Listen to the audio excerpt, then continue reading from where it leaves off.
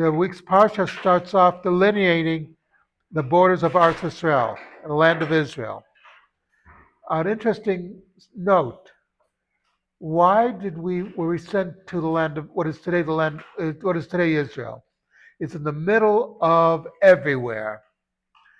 If God wanted us to be, you know, um, to build a nation, wouldn't He have sent us to like Fiji, and where nobody would bother us? Instead, He puts us in the middle of all the action, where we have to try to start to make a nation, and all these people around us who don't want us to do what we're doing.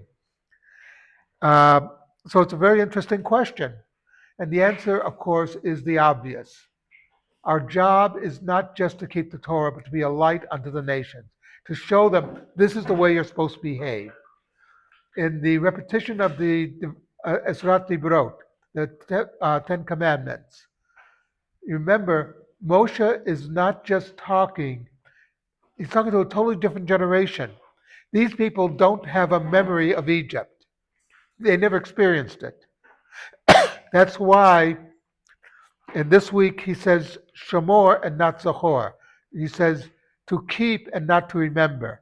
First you have to remember, but then you have to keep. And so this plays into this whole thing. When the nations see that we're keeping what we're supposed to keep, they will look at that and observe that. And it's a very important lesson to us that, as I mentioned yesterday, we have to keep the mitzvot because also we're being observed by others, and they will judge the Jewish people by how we behave. And therefore, that's why we're in the middle of the world, as it were. That everybody looks at us. And, if you were to ask me who is the head of Fiji, most people in the world, 99.9% of the world, would not know who the head of the government of Fiji is. However, everybody knows who the Prime Minister of Israel is. And we're not that big.